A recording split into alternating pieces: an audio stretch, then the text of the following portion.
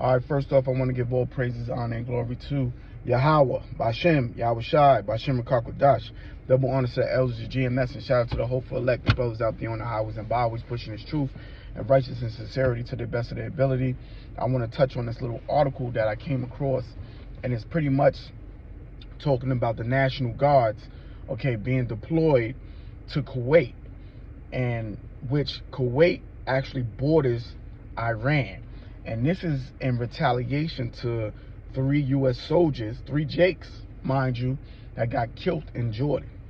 All right. And a lot of our people are in the Middle East, okay, serving under Esau Edom. And it would behoove them to get out because heavy judgment is coming to the Middle East, which is called the Valley of Armageddon, okay, or the Valley of Judgment.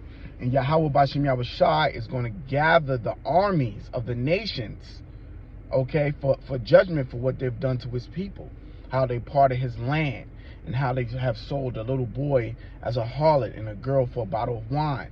You can read that in Joel, the 3rd chapter, okay? So heavy judgment is coming because these nations touched the apple of the Most High's eye, okay? You touched a prized possession of Yahweh, which was his people. Not only did they do that, but they raided his temples and took his gold and his silver and his diamonds, his precious jewels, and they parted it up. And you could read about that and do some research on the Ark of Titus, where it displays and shows, okay, the heathen nations carrying away Yahweh Bashem Yahweh Shai's possessions. So Yahweh is mad. It's payback time now, okay? And if you under the arm of Esau Edom and his military, you're going to get it, okay? Yahweh's going to chop you down. Yahweh is a man of war, man. And right now, the earth is like a chessboard, all right? All the pieces are in play right now, okay? You got North Korea shooting off missiles every day, okay? You can Google that and see that they're still shooting off missiles, preparing for warfare. You have Taiwan preparing for invasion from Asia or China, okay? You have the Iranians preparing for war, okay? Lebanon, north of Israel, is preparing for war, okay? Russia and Ukraine is already at war.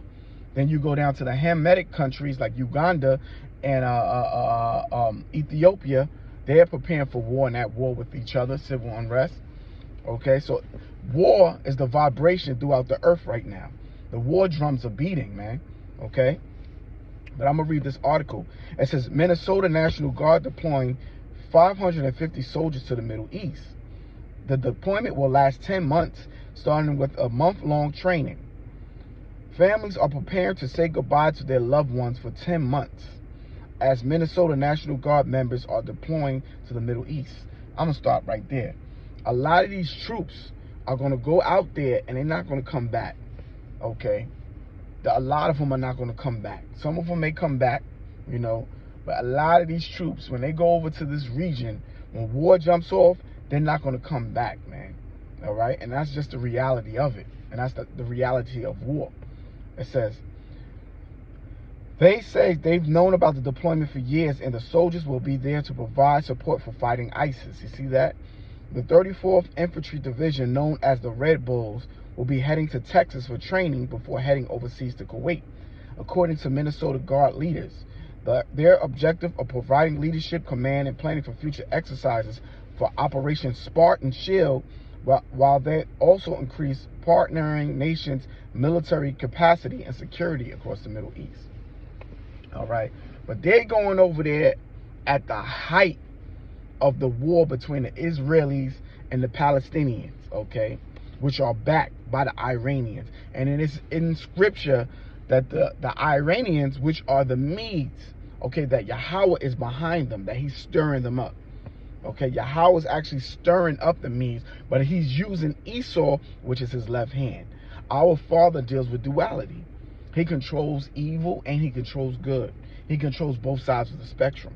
So he's using Esau to bring forth this third woe, or this third world war. And Esau is so blind that he doesn't see it, okay? Yahweh is in control, man, all right? And these nations are about to get double for what they've done unto the children of Israel. But a lot of these men that's going out there to the Middle East are not going to come back, man. Okay? And it's going to fulfill a prophecy. This is 2nd Esdras chapter 16 and verse 34. I'm going to start at verse 33. The virgins shall mourn, having no bridegrooms. The women shall mourn, having no husbands. Their daughters shall mourn, having no helpers. In the wars shall their bridegrooms be destroyed, and their husbands shall perish of famine. You see that? Hear now these things and understand them, ye servants of the Lord. So pretty much, this prophecy is going to lead to Isaiah 4:1. When it says, in that day, 7 women shall take hold of one man. Let me get that. This is Isaiah chapter 4 and verse 1. And in that day, 7 women shall take hold of one man, saying, we will eat our bread and wear our own apparel. Only let us be called by thy name, to take away our reproach. You see that? So the Lord, okay, is going to chop these men down, and there's going to be an influx of women having no husbands, having no helpers, okay?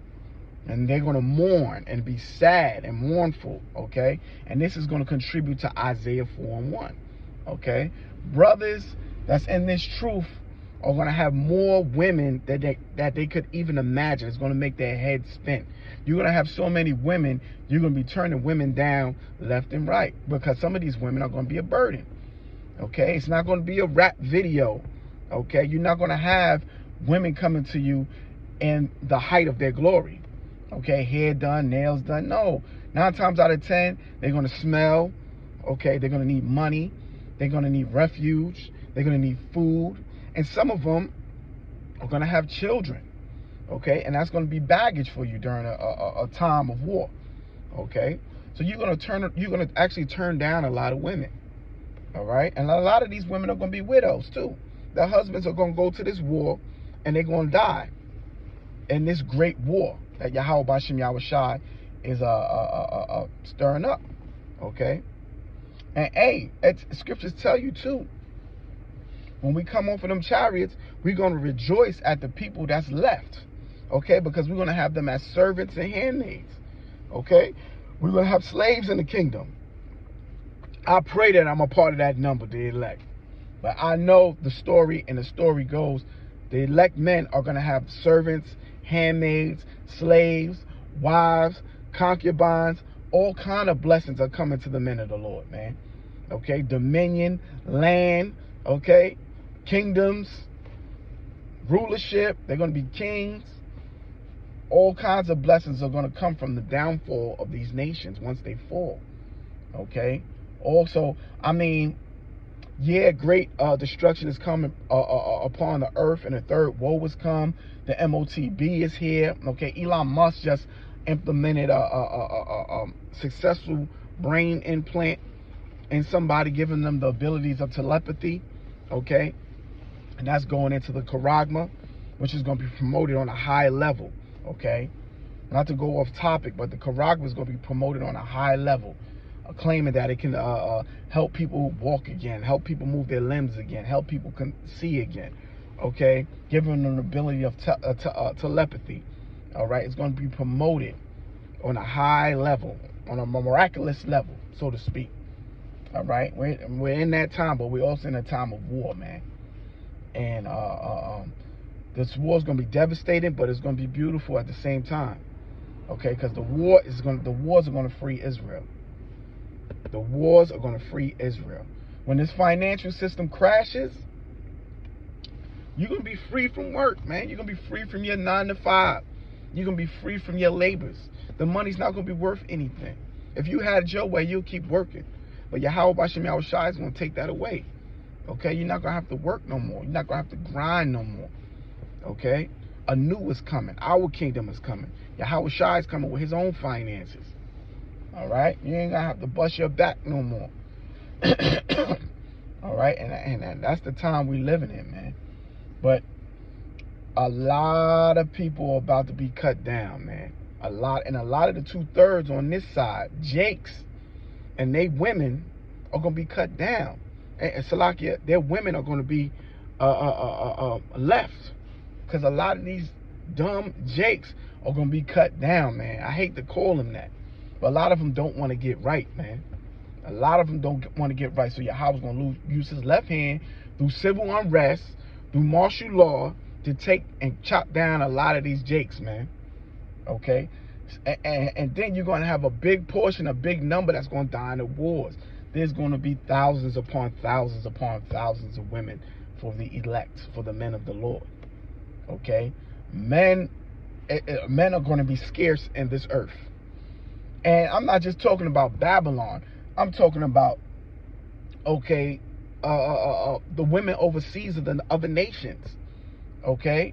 Edomite women overseas in Europe, okay, Persian women, okay, Asian women, all right, all their men about to go to war and be chopped down, all right. You're gonna have so much, like I said, you're gonna need a stick to be knocking them away, man. Okay, it's gonna be so much, you know. So Jake got blessings coming to him, man. We're deprived of so much on this side, but hey, Yahweh B'Shem Yahweh Shai is going to fulfill your desires, your every desire, every want, every need. Yahweh B'Shem Yahweh Shai is going to fulfill it. All you have to do is stay true in this word, okay, and continue to push and preach the gospel, man. But I hope this was edifying. It was just a quick hit. For all that, I want to give all praises, honor, and glory to Yahweh B'Shem Yahweh Shai B'Shem Rakakwadash. Shalom.